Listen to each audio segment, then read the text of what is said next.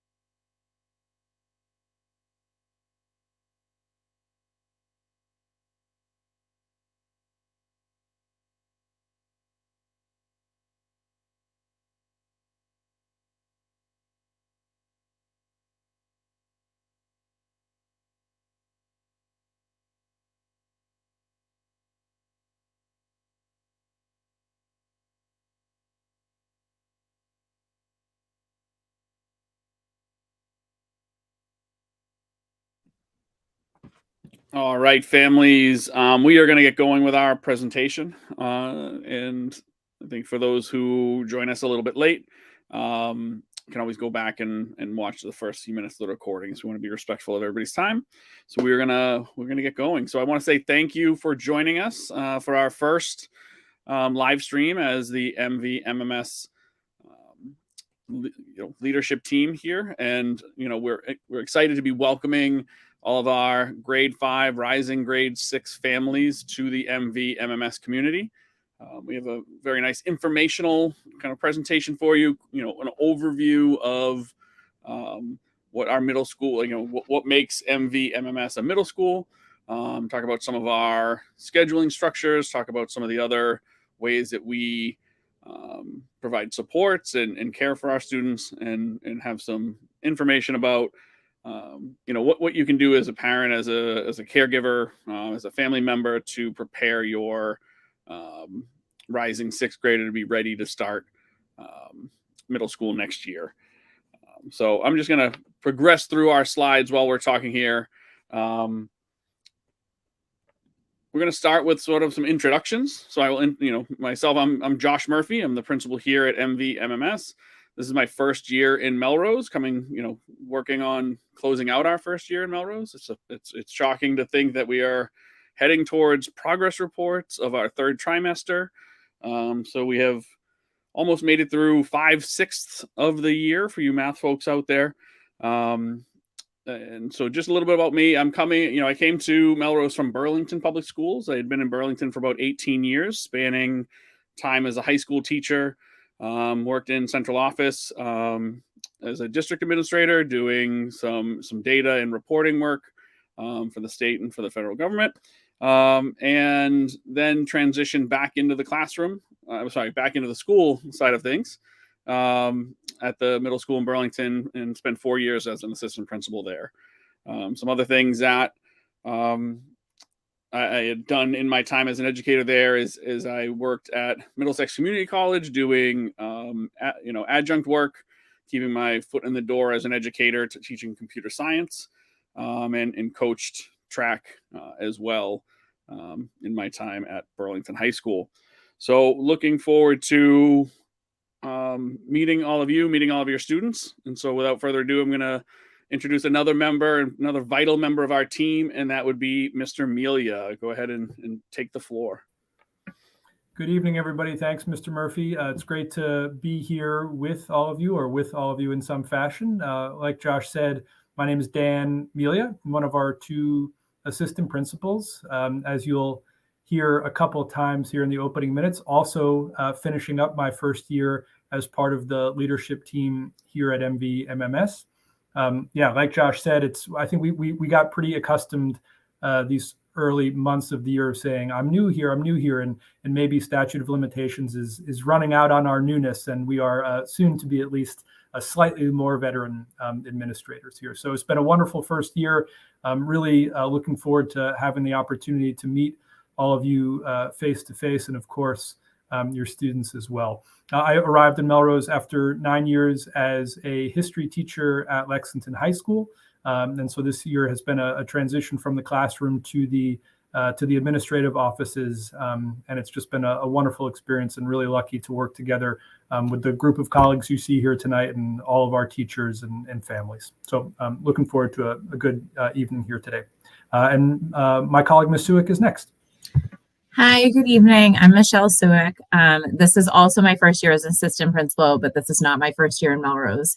I have been teaching in Melrose for 19 years. I was at the high school for 10 years where I taught history. I also served as a field hockey coach, ran Harvard Model Congress, co-ran Best Buddies for a few years at the high school.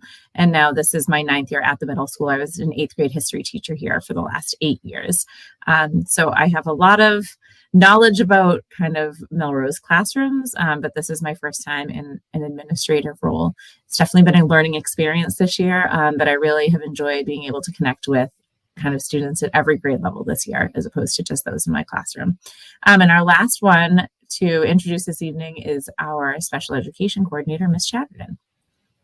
Good evening, everyone. Nice to sort of see you all, or at least know your presence. As Michelle said, my name is Chelsea Chatterton. I'm the special ed coordinator here at the middle school. This is my 5th year in Melrose. I started off my career in Melrose as an 8th grade special ed teacher, went up to the high school for a couple years as a special ed teacher, and am now back for my 2nd year as an administrator in the building. It has been awesome welcoming a new admin team, some new faces and some familiar faces as well. And we are so excited to welcome your student to the middle school next year. Back to you, Mr. Murphy. So I think I wanted to just point out, a pattern that I'm wondering how many folks notice, but, I think many of us here on this call, started off at a different age level, a different sort of grade level, and then ended up finding our way to the middle school. And I think for those, any families and any parents and caregivers out there with some older children who have been through a middle school experience or a teenage experience with their children, might say, how do people do it? How do they come to work at a middle school every day? And I would say that, it does take a very special person to want to be a middle school educator. And what I have found is that once folks find their way to the middle school, they very rarely leave for another grade level. So I think it has this aura of being, this place where children are becoming their own and getting attitudes and how do we deal with them on a daily basis. But honestly, the relationships we're able to build with kids, we see them oftentimes in different lights, and it's honestly beautiful to be able to see them grow into who they are and who they can be. So I'm going to kick it off back to Ms. Suick, and she's going to talk to us about the next topic. So we have school values. I know that all of our elementary schools in Melrose also have their school values. We have been using the slogan that students are ready to represent our school by showing our school values of respect, responsibility, and self-management. And kind of the MVMMS phrase has been for many years, we are a school where everyone belongs, and we definitely believe that to be true. I know that a lot of our elementary school students do a lot of work around their school values. We are actually in the process of revamping ours. We've done a lot of work with our teachers and our students this year to identify some new core values, and our hope is that by the end of probably like the end of May, we will have those identified so that when your students walk in next year, you're able to see them displayed, all of our new core values around the building. Thank you, Ms. Sewick. I'm going to take a few minutes to sort of talk about what our plans are and how we've been planning for your students and for those rising sixth graders to join us. A lot of the thought and care dates back to this winter. I think there was a lot of members of both, our school leadership team and district leadership team. Some of who are, obviously not on this call, but who are very involved, K through 12 and very involved in the elementary schools, who wanted to make sure that we were making some adjustments to, how transitions went previous to our current administration. So really since this winter, we've been focusing on, the steps that we're taking, what events that we're offering, and sort of the more behind the scenes stuff as well as to like communication between fifth grade teachers and sixth grade teachers and fifth grade counseling staff and, or elementary counseling staff and the middle school counseling staff and special education coordinators and really trying to refine and document, what those and timelines of communication. So a lot of thought and care has gone into this process, some of which you will see and some of which, takes place behind the scenes. So we started back at, about 2 months ago now, we had some of our sixth grade educators who had never stepped foot in an elementary setting were able to head down to the elementary schools, and we set up some tours and set up some observations of seeing our fifth grade students, in their current environment and their current structures and seeing what, how what their school day looks like. So I think it was really eye-opening for our sixth grade teachers to see what type of, specifically structures are in place and how many, reminders that they have and just visuals that they're presented with always around the room and in the hallways. So we had great feedback from our teachers about the experience, and I think it will really help our staff meet the rising sixth graders where they're at to make sure that we're ready for them. So fast forwarding to last week, so Thursday, Friday of last week and Monday of this week, I had the pleasure to visit all 5 elementary schools and had student meetings with the grade 5 students across the entire district. For some of those meetings, we had guidance counselors with us. We had an assistant principal at most of the meetings.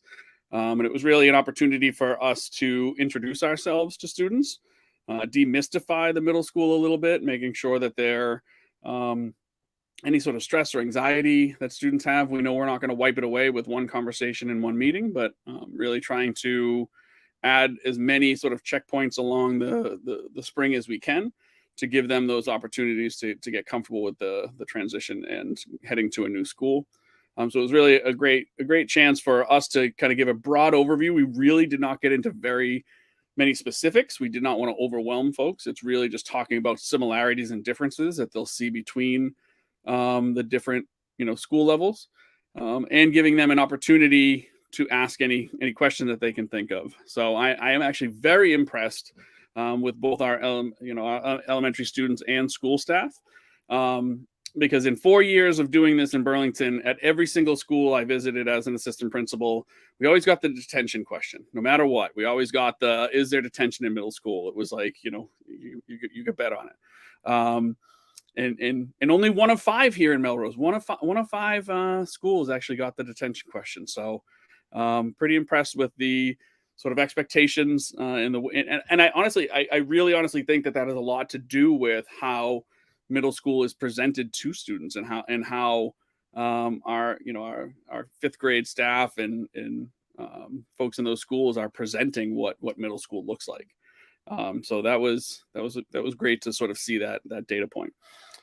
So that's how things started. We met with all of our students in the last week. We're doing this meeting now where we're having conversations with you folks and trying to provide you with as much information without it being overwhelming again as possible. There'll be plenty of opportunity for sort of questions. Anything that goes unanswered tonight, we'll focus. We will provide anybody with answers to anything that they have, any questions that they have.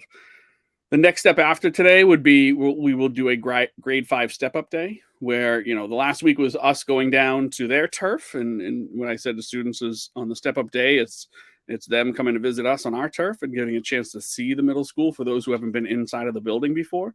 It's a great day to get everybody, all 5 schools together into the auditorium at once, and we do sort of another presentation, cover some different topics. We'll talk more about our core values because by that point they'll be refined, and we'll spend a lot of time talking about what it looks like and what the expectations are around middle schoolers. And during that day, they'll also have an opportunity to tour the building. So we'll have some 8th grade leaders taking students around the building and doing some tours to give them an opportunity to see the different parts of the building. So again, that'll be about like a 2-hour event for our students. And it is great to provide them that opportunity to come together, see the full grade level together at the same time, and get an opportunity to see the building.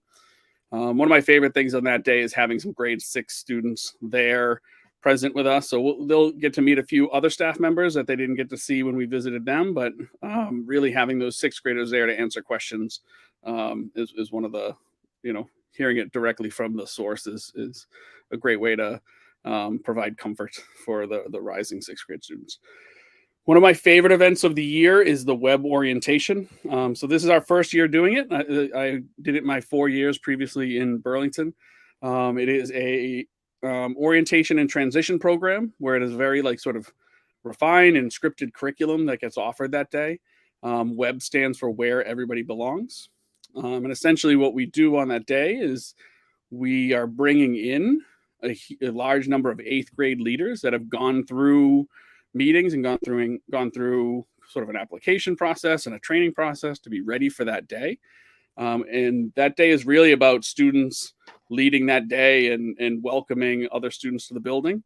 There'll be some whole group activities and fun rah-rah stuff we do in the gym to get everybody jazzed and excited about being in 6th grade.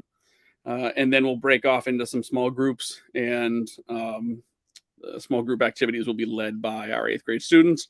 And we'll finish off the day with again, tours of the building. By that time of the year, students will have their full schedule. We hope that they will have their full schedule ready to go. So students, it'll be another point where they'll actually see exactly where the specific classrooms they have are located. And then the last sort of event we offer this is offered not to just rising 6th grade families. This is offered to all students and all families. And we do a welcome back night. This is like a true open house where there's no presentations planned. There's no kind of events. We open the doors of the middle school and invite families, students and families to come in and tour the building. Again, they'll have access to their schedules by this point. So you can walk the building, see specifically sort of the rotation of your schedule or where your classes are. It is a self-guided night mainly, where we'll have maps on hand and folks can help get themselves around. A lot of time older siblings will be there, or peer groups and neighbors will help each other out. But we also will have some 8th grade leadership, student leaders on hand to help folks get around the building if they need some assistance getting around. So those are our main events that we're very excited about. And of course, if there's any special considerations or we can always work on those along the way. So what does it look like? What does it look like to be a middle school at MVMMS? A large focus of what we do is teaming, and that's creating a group of teachers and a group of students that work closely together. That allow essentially the idea of teaming in a middle school level takes that huge 300 plus grade level of students and creates 3 smaller teams of around 100 students, maybe a little bit more. And that allows our teachers to create that scenario of like a school within a school, and really shrinks down the world for students. So it's not, it allows us for teachers to build closer relationships with students and family, gets to know them better. And same for students that the students that across a team are sharing the same teachers. Teachers are using similar resources. They should be structuring some of the ways that they operate, some of the expectations similarly, and can provide that sort of personalized approach for the group of students and families.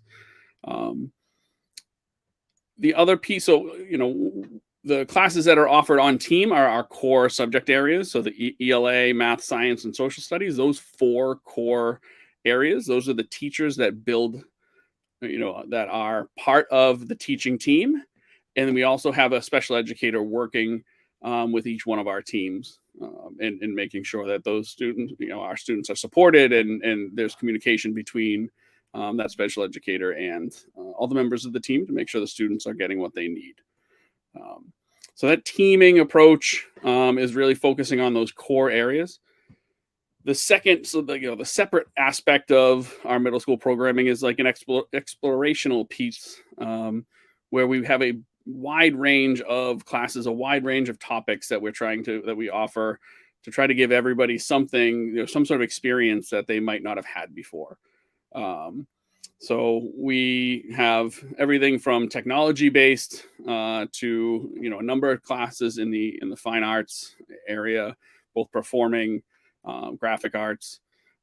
So the classes that we're offering there, the thing I mentioned to students quite a bit over the last week when I was meeting with them is I was just asking them to come into next year with an open mind. And sort of I shared an example of my experience as a middle schooler and some of the hobbies that I have now and some of the things that I'm interested in now that are outside of my work life and outside of my professional life go back to some classes and some exploratory offerings that were offered to me as a middle school student. So just really asking them to not make judgments on what classes they think they'll like or won't like, and just coming in with an open mind and trying everything we have to offer. Shared, middle school is about exploring lots of different areas and lots of different interests to figure out who we are and what we like. And then talked about how high school is where we really refine those interests and can kind of narrow down and make choices in classes. Most of our exploratory offerings we try to offer for all students. There are obviously going to be some unique experiences. So whether a student is receiving sort of a special education service, their exploratory path might look a little different than other students. Or if a student is, taking band or chorus or orchestra, they're making the choice to take that class over some other exploratory areas. So we're just trying to make sure that our students are getting what they need and having opportunity to have access to classes that interest them and are pushing their interest in developing their interests. So just talking specifically about the classes, I spent a lot of time talking about core and exploratory. So core we often call like on team because those are, those are with that team of teachers, and students will rotate through different instructional groupings. So a student would have a different group of students in a math class than in their science and social studies. We are not cohorting students where it's the same group having, it's different than the elementary model where the same group of students might have the same teacher, have the same group for math and science and social studies. So within the team and on core, those classes are going to be mixed up with every period that they have that core class. When students go to exploratory classes, we often refer to them as cross-team classes. And that is because students are mixed across different teams. We are not tied to the team for our exploratory offerings. So, I always try to remind the students just, being on a team with your best friend does not guarantee that you're going to have a class with them. And, in not being on a team with your best friend, you'll still have plenty of opportunity to have an exploratory offering and to see them at different parts of the day. So we really try to make sure that students, we understand that it's a hard transition when you've been like with your close group of friends for a number of years. But we really try to make sure that our students are sort of branching out and meeting as many different people and trying to build as many different relationships as they can. The other areas we have classes is a challenge class. So we have one block a day, a week. Students will take a challenge class that is offered by our core teachers. So it might be in the area of science, current events, or bridges and skyscrapers, or this class in social justice, or there was a class offered by one of our history teachers on East Africa. So it's really a class that is outside of the typical frameworks for that grade level, outside of the standards and frameworks, and really is, again, another area where students can push their thinking and get access to a curriculum that they might not see in a typical core class. World language fits sort of under that exploratory umbrella, especially in 6th grade. But we do sort of identify it separately because that is that sort of hybrid of somewhat core class but still an exploratory class. In grade 6, our students will experience 3 of our world languages. We offer a total of 5 at Melrose Middle School and similarly up at Melrose High School. But in the middle school, in 6th grade, we offer an exploratory program where the students are trying out different languages. At the end of 6th grade, they'll fill out a form marking which languages they have, what are their most interested languages that they want to take. So enrollment in those languages is sort of based on staffing and based on space and how many students are interested in one language versus another. I think historically, students will get either their first or second choice in a language. We did have some students this current year. We had a high number of students, like sort of a spike in the number of students that wanted to take French. So we did see some students getting their sort of third choice this past year. But I think typically we do everything we can to try to make sure that students are getting their first or second choice. And if students get a language that or start to take their language and realize that it's not something they want to continue to study at the high school, once the students reach high school, they will have an opportunity to switch to a different world language. So that choice, that placement of world language happens in 7th grade. Students will stick with it in 7th and 8th grade, and then have an opportunity to switch languages when they reach the high school. All of our classes are listed and broken down in the program of studies. There might be a number of classes there listed under sort of exploratory or challenge that are not offered on any given year. So, some of the things that are in there are, dependent on staffing and dependent on enrollment. But that is like the full document that has a little bit of everything. Last thing to mention is that, almost all of our classes are not leveled. They're heterogeneously grouped. So the research, when you look at middle school research about leveling, there is not a lot of evidence to support leveling at a middle school level. I think the one area where the research is sort of in conflict, I would say, more so of each other, or where it shows that there is some areas of positivity that can be seen would be when offering sort of accelerated math options. So that in 7th and 8th grade, we do offer accelerated math offerings where students in those grades can take, we call them sort of a compacted class. So most of our students will take a grade level math, a typical math class in 7th and 8th grade. And some of our students who are ready for an accelerated option might take that compacted sort of above grade level accelerated math. And there can be more information about that. Again, we find that, in the history has found that offering that in 6th grade is difficult when you have 5 different elementary schools sending 5 groups of students. It's really difficult to appropriately level and make sure that everybody is sort of on the same page.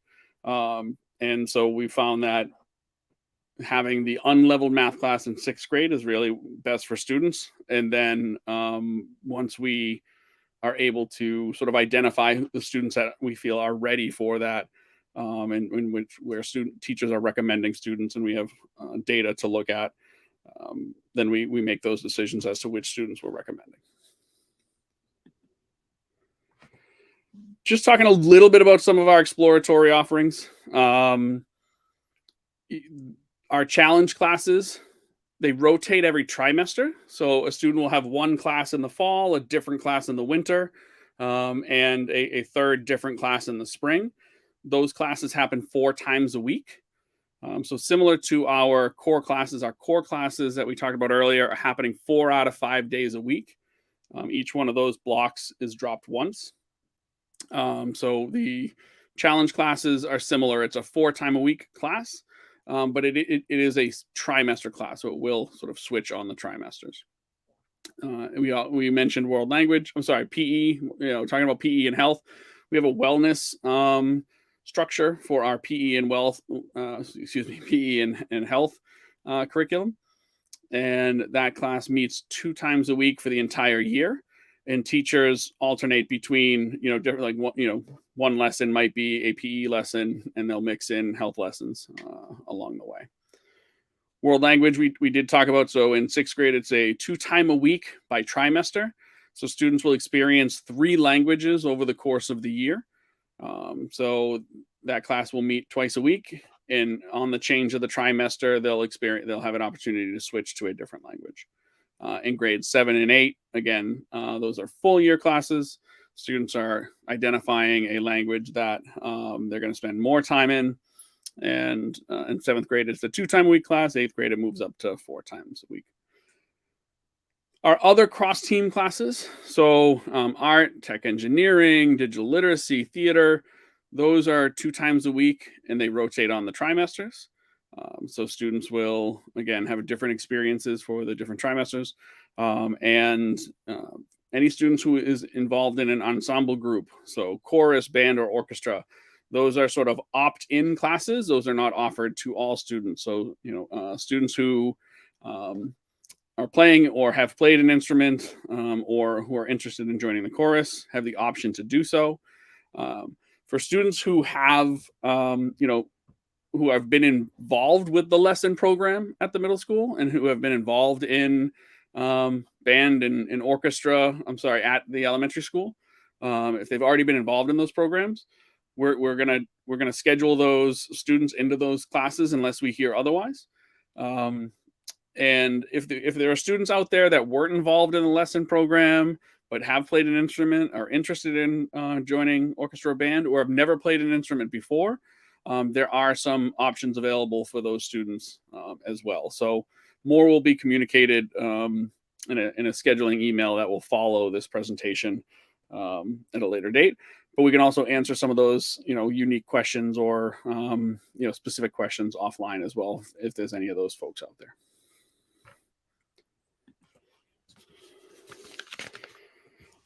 And so just talking about where there's choice in the schedule for students right now. So again, like in that ensemble area, so students are opting into that. That is not something offered for all students. And in the world language area, again, that's an area of choice for students. What we will be doing in the coming weeks is we will be sending home a sort of preference form, just to see, try to get as much information from folks, to see who is interested in maybe starting an intro to band if they've never played an instrument before. With the 5 languages listed there, if we could get students into a choice, typically and historically, students were just randomly assigned into languages, but I think we would try to do our best to provide folks, with their preferences in languages. We got to make sure that things are balanced, and we can't make guarantees on everything, but we would want to make sure that we're trying to get folks into things that they prefer.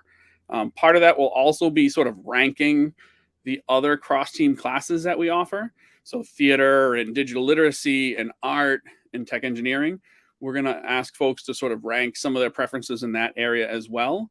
And that helps us because if a student is doing band, that band cross-team class is going to take up a bigger chunk of their schedule because it is a full year class for that cross-team class. So that student who takes band might not experience all of our other cross-team offerings that other students are experiencing.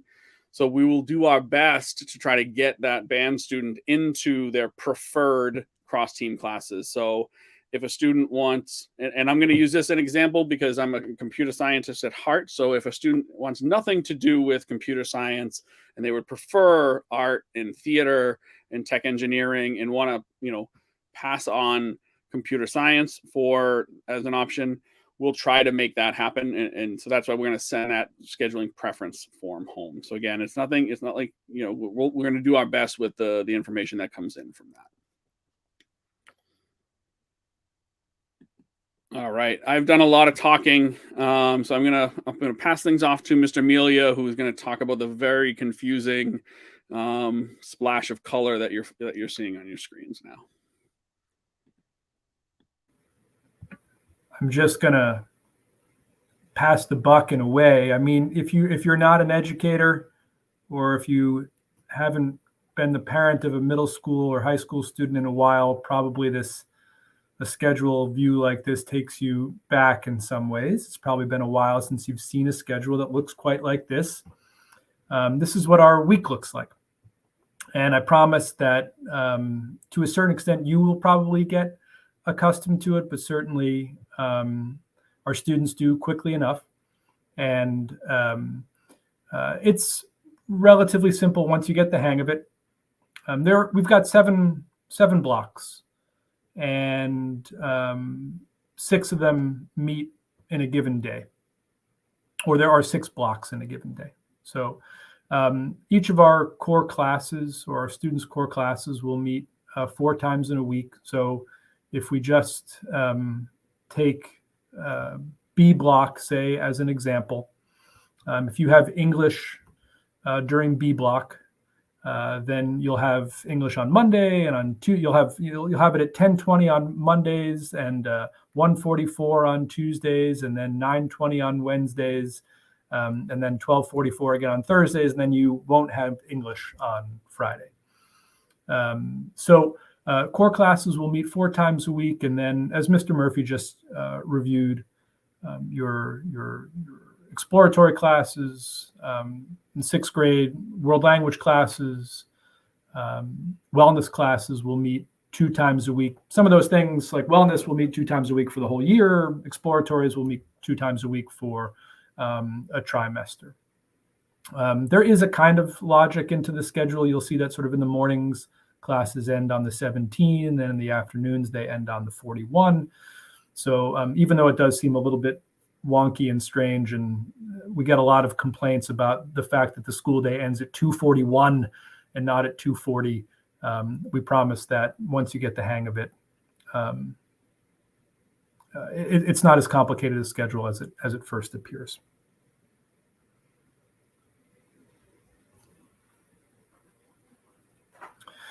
So this is if you sort of zoom in on a given day.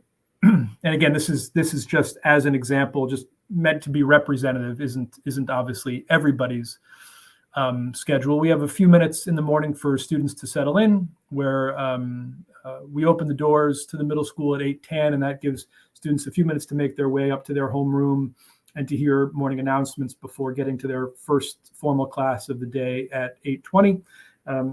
You'll see then that blocks are 57 minutes long for the duration of the day, as they move through their classes. So here you see math and science and ELA as their core classes, and then Spanish, gym, and the challenge class is sort of the exploratories, or challenge class in this case. I'll just sort of hone in on lunch for a moment. You'll see that 6th graders eat lunch at 11:19. We'll talk more about lunch in a moment, but that lunch is, as you'll see here, a lunch / recess. So students have somewhere between 5 and 10 minutes at the beginning of the lunch block to make their way outside, weather permitting, and sort of just be outside, get a little fresh air. We try to have some footballs and soccer balls, and if they can survive a year, jump ropes and things like that outside for students, to just sort of get a little break at the beginning of their lunchtime, and to sort of get some of that pent up energy from the first half of the day out. So then we, at a certain point after 10 minutes or so, we'll make sure that all students are inside. Most students will self-select to come inside earlier than that, and they have the remaining time to have their lunch. In subsequent years, in 7th grade and in 8th grade, that lunch time will move, so that it's not at 11:19. As students make their way through the middle school, the lunchtime shifts. But they'll always have the same amount of time for lunch and the same recess combined with lunch, whether they're in 6th, 7th, or 8th grade. So a bit more about lunch and lockers, and just to say a bit before we get into the particulars here, we think that what we'll be able to say here about lunch and lockers this evening is what's true this year and has been true this year. There are some things that could theoretically change between now and the fall, and obviously we'll be in touch if any of those things do change. It's been the policy since COVID began that all students are eligible to receive a free lunch. We expect and hope and anticipate that will remain true next year as well. So when students come in, if they're getting school lunch, that first pass through the lunch line, everything is free. If students decide to have an extra slice of pizza or have seconds of anything, then they do pay for that additionally. But that first meal is free for all students. Obviously, students can bring their own lunch. We have sort of a designated area in the cafeteria that is a allergen friendly table. And like I said a moment ago, combined with lunch is also the sort of recess time, not as formal or as structured as perhaps what they experienced in elementary school, but still some time for students to catch a breath in the middle of their day. That's a little glimpse of our cafeteria there at the top, obviously. In terms of lockers, we anticipate and hope that all students will have a locker for their 6th grade year.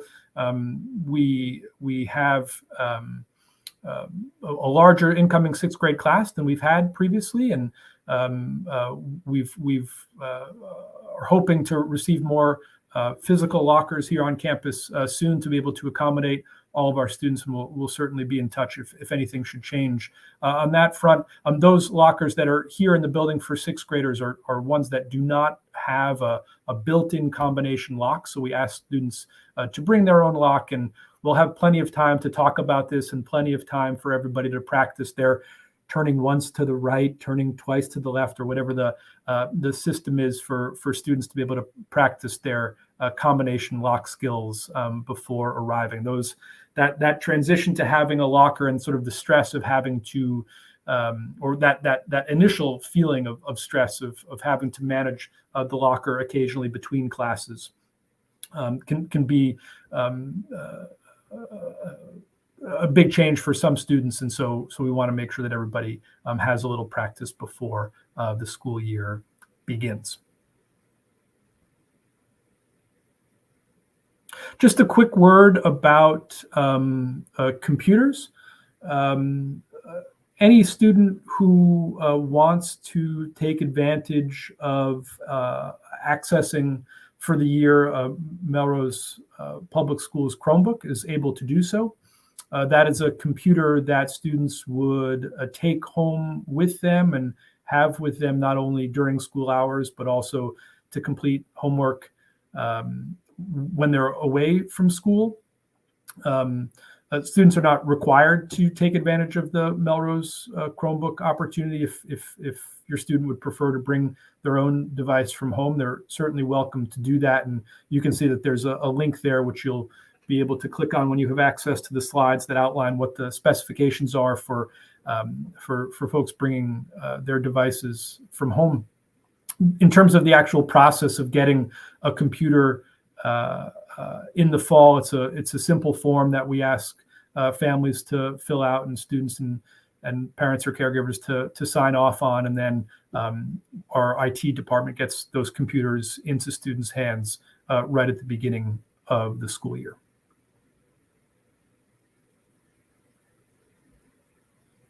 a quick transition to thinking about what the life of the school looks like after 241. And so we're really lucky to have, frankly, to have students who are committed to the extracurricular life of the school, and teachers and mentors who give up their time to help sort of guide students through those opportunities. So you can see a range of those opportunities listed here. You'll see that there's also a link again that you'll be able to click on otherwise, that you could find on your own, that offers a more comprehensive list of all the extracurricular activities available after school. The library is open every day after school until 4 o'clock. So if students want or need a quiet place to study, or want to knock their homework out right at the end of the school day, they're allowed and able to do that with us here right on campus. We don't have, as you'll sort of see in the right of the slide there, we do not have MVMMS sponsored sports teams, but we coordinate relatively closely with our recreation department, who runs programs for students after school. And we're always eager to help find ways to support students and families as they try to link themselves up with those recreation department activities. So if we can ever help to be a sort of a coordinator in that sense, we're certainly happy to do so.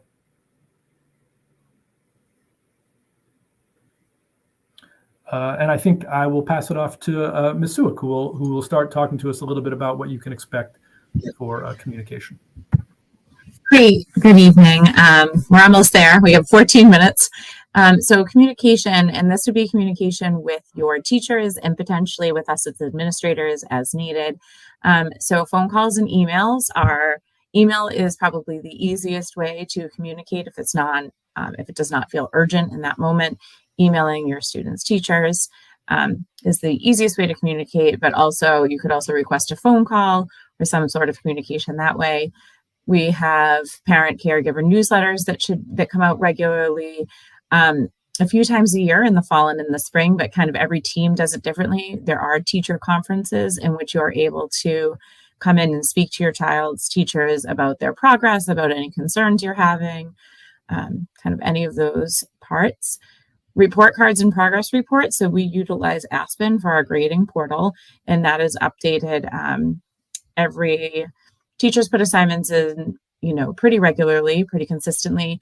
But we issue report cards. It's trimesters, so a progress report every 6 to 7 weeks, and then a report card every 13 weeks shows up in Aspen. You can also access the MVMMS website, and that is where all of the links that we have in here are accessible on that website as well.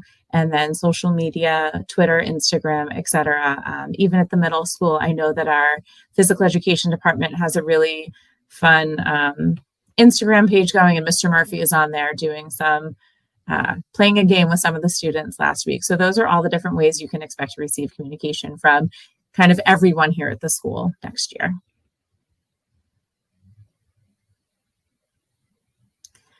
So what you and your student can expect. So some things that your student should be excited about is making new friends.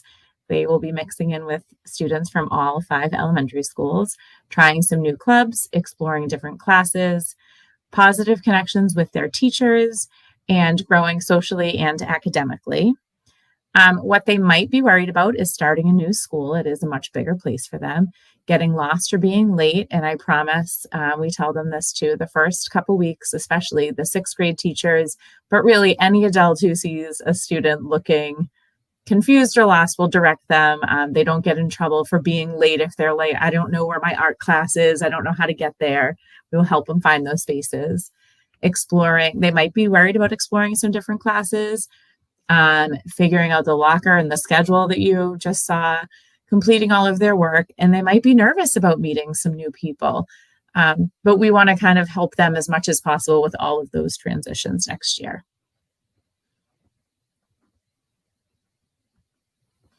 So how you can help as caregivers at home. So continue to provide support, structure, and limits. If they have a cell phone, continue to monitor social media if they have it, and have conversations about safe and appropriate technology use. Have conversation about changing friendships. I think for a lot of our students, that tends to be one of the bigger challenges they have, is they have all their friends from elementary school. Now they're put in classes with students from different schools. They're making some new friends. And sometimes it's hard to see that some of their old friends have kind of moved on to other groups, or they're the one who has moved on and they have to navigate some of those conversations. And ways that you can help them with school is help them establish good habits around schoolwork. Help your students reach out to teachers if they have questions. I know for teachers, it is always easiest to communicate with the student if there's a question, especially around an assignment. Utilize our chain of command to help your student navigate concerns. And that's really the idea of starting with the teacher. And then if you're not able to get an answer that you need, you may be able to move up the chain of command. Again, that's available on the middle school website. Review the student handbook and code of conduct to answer additional questions. So that might be, as Mr. Murphy said, I was there today for the detention question. So some students have that question. That is where you can find kind of how we manage expectations around behavior here at the middle school. Again, that's available on our website, and the program of studies is also available on our website. And so supporting students, ways that we support students. Our first one is team meetings. So the teachers have weekly meetings where they meet as a team and they talk about students, and they are able to kind of identify early on if your student tends to be struggling or saying, we need to maybe reach out to a family, we have some concerns, maybe it's social, maybe it's academic. Conferences, I had already mentioned those. Again, they happen. Teams kind of do them differently, but you will get all of that information when the first round is starting in the fall. DCAP, which is District Curriculum Accommodation Plan, and these are strategies that are put in place that can benefit every student. So some of them that might seem, something small might be just moving a student's seat so that they're closer to instruction, or that they are, maybe away from a distraction or something like that. It might help your student focus a little bit more. That's kind of a really basic one that teachers use regularly if there's a lot of socializing happening in class. All teachers offer extra help hours, and so that is twice a week. Some teachers have some time before school, sometimes after school. All teachers have 2 30-minute blocks a week where they are available for students outside of the regular school hours to help support them academically. We have a flex block, which takes place on Wednesdays. It is 1 hour at the end of the day on Wednesdays where students can meet with any teacher that they have where they need some additional support. So maybe especially if a student is absent, if they were sick and they need to make up a test, the flex block is a great place to do that. We also have, in conjunction with the high school, which is attached to us, we do have some high school students who come over and offer high school tutoring in our library. And Ms. Greenwood, who is the math department chair, sends out that information once they kind of have that structured. One of the other things that is not on here is we do have right now for every student on Monday mornings, we have something called team time. So this is where every student is in their homeroom with their homeroom teacher. And a lot of our other teachers who maybe don't have a homeroom are there assisting students. And this is where we do some, especially at the start of the year, a lot of kind of our executive functioning things. So what does a schedule look like, especially our 6th graders? They fill out a schedule that they have. We talk about how this is where they might learn how to unlock a lock for their locker, but also some of the other skills that they're going to need to be successful.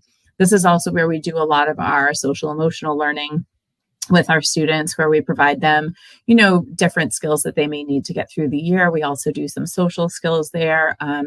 We are continuing to work on, a lot of this is teacher directed, but we are continuing to work on incorporating kind of more standard practices for everyone. So this year, our guidance counselors created a few lessons for students to take part in. We actually did a virtual meeting with the students to go over some expectations this year. So team time is something that all students benefit from as well. So that is for all students in the middle school. And then for some of our students, we have what is called the student support team, or I believe it should say the student support team. And that is where we identify a group of adults in the building. We'll look at students' academics and attendance and see if there are kind of students who, we might say like they fall through the cracks. They may not pop up in regular traditional ways to do that. We also have intervention classes. So this is for students who maybe need some additional help based on their iReady scores in either ELA and math. They'll have an extra block of support, usually lasts for 1 trimester. We have lunch groups. These are run by our guidance counselors, and this is where they meet to talk about maybe they have some social goals that they're working on, or just navigating friendships, really kind of anything that the group has identified or that the students are identified as needing support on. Access. Access is a program that we have here at the middle school.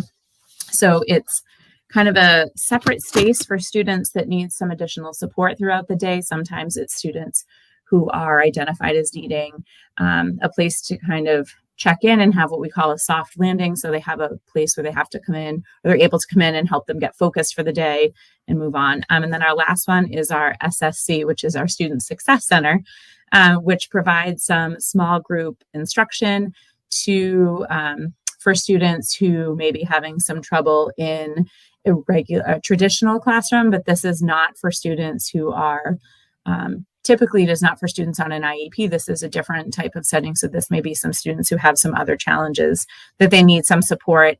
And, they might be scheduled in there for one class and then go back on team for all of their other classes. And I'm going to pass it off to Ms. Chatterton, who's going to briefly talk about special education for our building. You have one more slide, Ms. Suick. I'm sorry. Oh, I'm sorry. The people who can support our students, I apologize. Right, okay. So we have 3 guidance counselors. We have Ms. Shula, Ms. Dubiel, and Ms. Thomas-Vick. They are assigned to a grade and they rotate through which grades they are with. We also have 2 school adjustment counselors. One is Mr. Yeba and one is Ms. Cardoso, who she works district-wide to support students. We also have 2 school psychologists. One is Ms. Trevisani and one is Ms. Santa Maria, who work with students. We have a Metco social worker who is also district-wide. That is Ms. McCarthy. We have 2 school nurses, Ms. Cabalpini and Ms. Abramo, and then all of our team teachers who are the core content teachers and special education teachers on each team, as well as all of the other teachers in our building. But those team teachers really get to know and work with your student a lot, and again, can offer that kind of team level support for those students.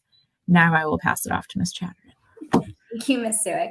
Hi, 5th grade families. Take a big deep breath. You guys have been through a lot in the last 57 minutes, but I promise you this will all kind of be, simple as can be in just a few short months. So in terms of special education, I know that Ms. Suick had mentioned a lot of different supports that are in place for all students here at the middle school. There are times when these interventions and supports reach a level of need where a family or a school-based team proposes an evaluation for special education services. If a student becomes eligible for special education services, there are a variety of classes and supports available. Just to kind of briefly go over a few of them: academic support, inclusion services, and related services that meet specific student needs.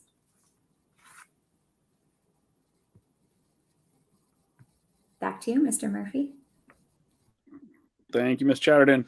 So everybody's favorite topic, cell phones. I want to just touch on it quickly because we do get lots of questions about it. Having a phone is definitely not a requirement or not an expectation for a middle school student. I think I will say from my personal experience, I have a current 8th grade student and a current 5th grade student in my own home. For any parents out there who have not provided their students a cell phone, I want you to know that you should not feel pressured to do so. You fight the fight as long as you can. It is possible. I am evidence of that. My current 8th grade student does not have a cell phone yet. So it is possible to do. Is it difficult? Yeah, it can be, and can the conversations be repetitive and hard in the house? Yes, but I feel very strongly that students do not need a cell phone to be a successful middle school student. I know that lots of students in Melrose are walking to school or are riding bikes to school and are providing their own, their legs are their transportation. And there is a security piece around cell phones. One option for folks, if you have not thought about it before, is there are many smartwatches out there that can be used as phones in case of an emergency that do not need to be tied to phones. So if you are a holdout out there and you want to investigate other ways, I'm sure we could set up a side conversation or a side meeting. So don't hesitate to sort of reach out if that is the case. If you have provided your child with a cell phone, then we want to make sure that you're doing everything you can to provide any sort of supervision on that device. We do spend a lot of time having conversations with students about appropriate cell phone use. Sadly, there is lots of misuse that goes on in the grades 6 through 8, both through sort of text messaging, social media applications, using cameras and taking videos at times that they shouldn't be, that would not be deemed sort of appropriate. So it is difficult to monitor cell phone usage as a parent, as a caregiver.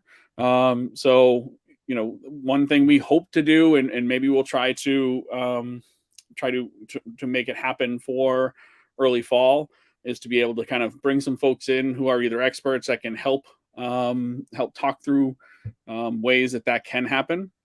But if you have provided your child with a cell phone and you're struggling with that supervision, or struggling with what to do or how to set things up so that you can properly manage it and supervise it, don't hesitate to go to the store, the place you got it from. Okay, because typically these carriers, these providers have a lot of resources for folks on the educational side, not just on the technical side as well. Okay. So the expectation for students, if they come into the building with their cell phone, is that it is off and away. That is the language that we use. We expect not to see cell phones in classrooms. We expect to not see cell phones in the hallways. We expect to not see cell phones when students sort of enter the building. We would ask that you help us with students not checking their phone. So if you need to get in touch with your student, we would ask that you do so through the main office. And we can always get messages to children. This is definitely an age where that sort of addiction to the phone happens, and it is really difficult for students to sort of fully turn it off, get it away, not think about it. And if they're getting texts from home or in messages from home, that's not gonna help break that connection for them. If students do want to get in touch with you, they can either use a phone in the main office. We have a phone that is for students to make outgoing calls. So at any time they can use that phone. Or if they do have a cell phone and they want to make a call or send a text to you or something along those lines, they can request to kind of come down the main office. They can ask if it's okay to use their phone. And at that point, we would allow them to send that text, to check that text, to make whatever call or do whatever they need to. But again, that is the expectation, is that it's off and away unless they're getting explicit permission to use it in the main office area.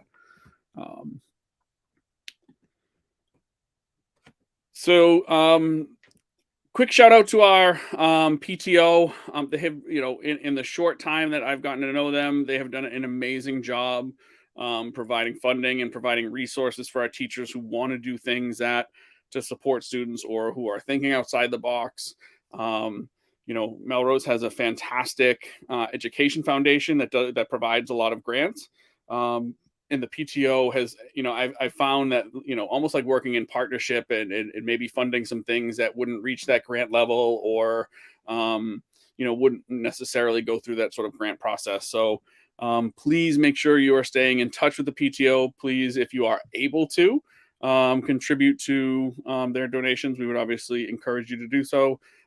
They've provided resources for bringing in guest speakers, for providing teachers with professional development. They have, provided supplemental resources for programming where, whether it's field trips or things that students can't afford. We've had sent some of our leadership students to a sort of almost like a conference, a student leadership conference, and they were able to fund the transportation. So I know money is getting short. We're getting late in the year, and I think they're going to need some help replenishing that. And just want you to know that the money you give to them really does go to support our students, our teachers, and the things that we are doing as a school.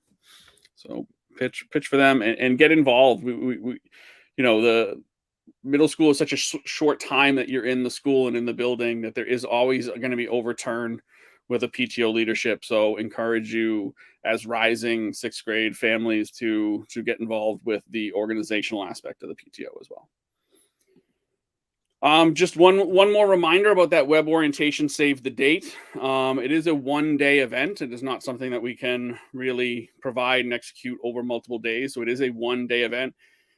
We would love to have every student possible there. It is at no cost to students, but it is, it is a one-day event. So it is not a requirement necessarily. If you have a family vacation planned or something, obviously, or if somebody ends up becoming sick or, has a cold that day, they are going to be okay, and we can have conversations and find other ways to answer any questions or to make them feel comfortable if they're feeling uncomfortable about coming to the middle school.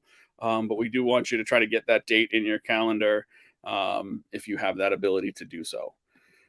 I really just wanted to say thank you to my co-presenters and thank you to all of you joining in.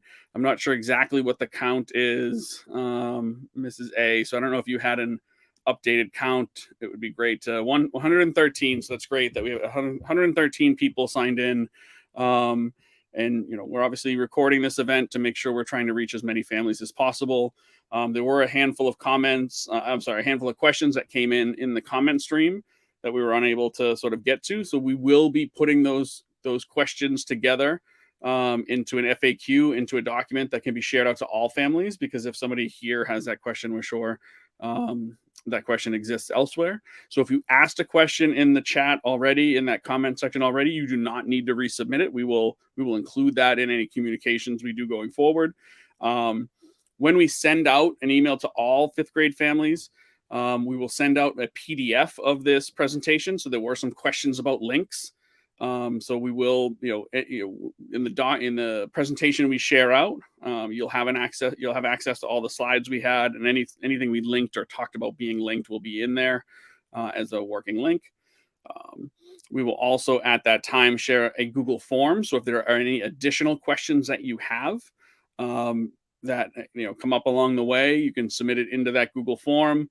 And we really just trying to record all the questions as best we can. So that in future presentations, when we reflect to see what we can do differently in this presentation for next year, we can make the tweaks to include as much information as we can without it being ridiculously overwhelming and too long, because we have already gone over. So I just want to say thank you to my colleagues for joining us. Thank you all for your thoughtful questions and for participating with us. We are really looking forward to meeting all of your students and welcoming them and spending the next 3 years with them while they learn about who they are and who they want to be. It is a great time in a young person's life. So thank you for everything that you do on your end, and we look forward to partnering with you over the next few years. Take care.